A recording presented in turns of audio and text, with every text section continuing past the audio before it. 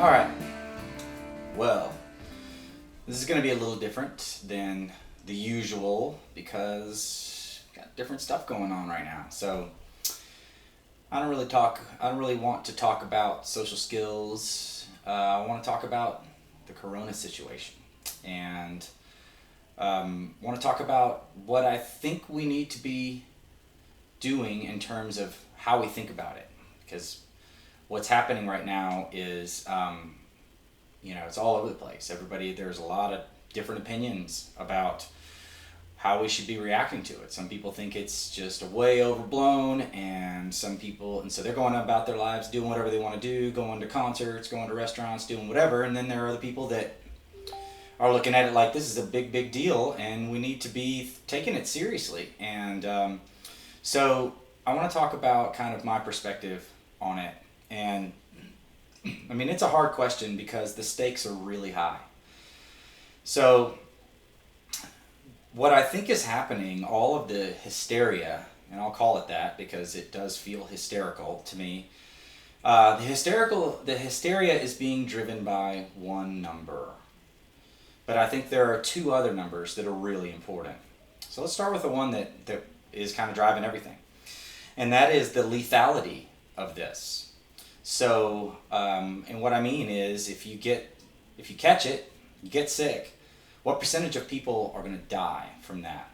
And we do have a pretty decent data set for that, and it's telling us that about 1 to 3% of the people that get this are going to die. So that's driving everything. And what I mean by that is that's 10 times plus. I mean, it's 10 to 30 times more lethal than the normal flu. And the flu kills 70,000 people in a year on a bad year. So it makes sense to be concerned about that. If in the estimates that I see, people are doing this is kind of the math. They go, all right, well, there's 300 million people in the United States. Half the people get it. So that's 150 million people. And let's say 1% of those people die. That's 1.5 million people who will die from this. That's extremely serious, and that is not something to be messing around with. So, not a hoax. There probably is no level of concern that is too much, if that's what's going on. But that's one number. There are two others that I don't really hear anybody talking about, but they are critically important to helping us figure out how we should be thinking about this. So, the second number is if you have it, how many other people are going to get it from you? So they call this the R naught number. And all the assumptions are that if you have it, you're going to give it to at least 3 people. I have no idea if that's true or not. To me, it's communicability. How communicable is it? When this first started happening, the first things that I was reading were saying that it is a large droplet. There was an epidemiologist, I'll see if I can find his post, it was something on Twitter, that has been studying this for decades. And he said this is a large droplet, meaning that if you sneeze, it goes right to the ground. So if you think about, have you ever had somebody sneeze on you and you felt it hit your arm or felt it hit hopefully not your face, but if you felt that was a large droplet. And you know that that's not going to hang in the air, that when that happened, it just fell to the ground. And so the concern there is, that means you need to be washing your hands, because the big threat, the big way that you're going to get this is you're going to put your hand on something and put your hand in your face, and that's how it enters your body. So if you're just really diligent about washing your hands and really diligent about what you touch and really diligent about not touching your face, then you're probably fine. It's not something you need to be super worried about. But then later on we start hearing things like, oh no, this is airborne. You cough in the air and it just hangs in the air for 3 hours. Which would mean that it is, we're talking about something that gets into a small particle, and when you cough, it just kind of hangs there. Now that's a whole different animal, because if somebody's walking down the aisle in the grocery store and they sneeze and it just goes there, and then you come by an hour later and walk through that, you're infected. Very, very different animal if we're talking about something that's like that. So we don't know. I mean, like I said, I've seen multiple sources. Some of them say it's airborne, some of them say it's not. I don't know. I'm not a scientist in that level. I can't go and test it for myself. I have no idea. But that number, how communicable is this, is super important. It's probably close to the most important number of the three to determine how we should be thinking about this. How locked down should we really be is really all about that number, and we don't know. So the third number is, if you get exposed to this, how likely is it that you're going to get sick? That's a really important number. And we're operating on kind of a, what's happened elsewhere.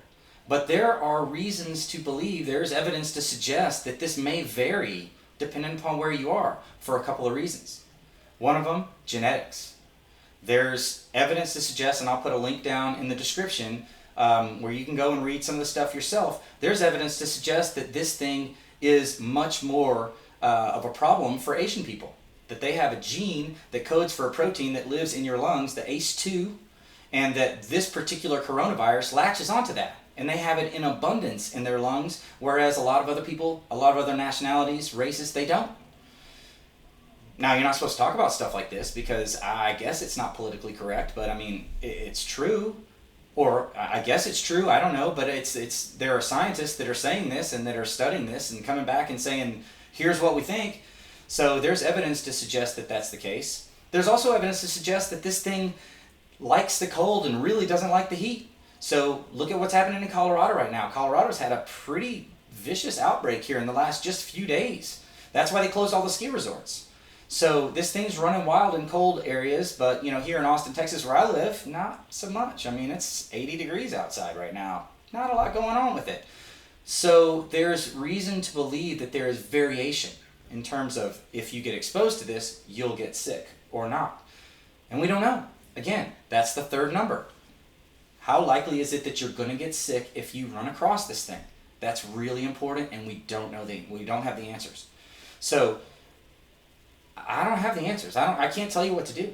I can tell you that when you're thinking about this, if it is something that is highly communicable, let's say it's airborne, and if you run across it, you are highly likely to get sick. And with that 1% to 3% lethal rate, then this is the scariest thing that has ever happened to us. And we need to be, there's no level of containment that is too much. But if it isn't all that communicable because it's a large droplet and it falls to the ground and you can wash your hands and be safe, or if you're not in a risk group of getting sick from it because you don't have that nationality, you're not living in a place where it's cold, then maybe just being kind of diligent about your hand washing is enough to prevent this thing from going crazy. I don't know. I don't know the answer.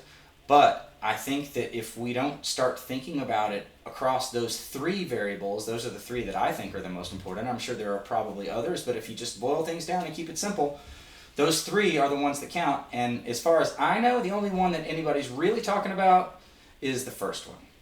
How many people are going to die if they get sick?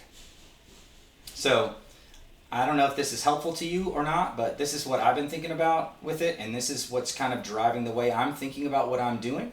My sense is that it is not that communicable, because I feel like if it was airborne and you just had to walk through somebody's sneeze an hour later, that this thing would be everywhere way more than it is.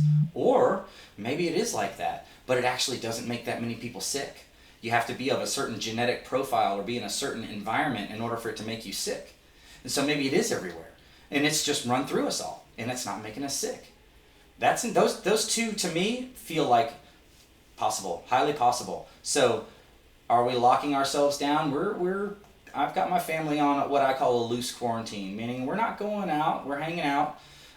We're trying to avoid public places as much as possible, but my friends can go over to their houses, to their houses of their friends, provided that those families are observing a loose quarantine and they're not going to clubs and trying to go out and live life like it's normal. And I'm hoping that that's enough. But honestly, I don't know. And I don't think that we're going to know. I don't think that the data is ever going to be there to let us know. So take from this what you want, but I wanted to at least kind of share what I've been thinking about this. And if it's helpful to you, then great. But stay safe.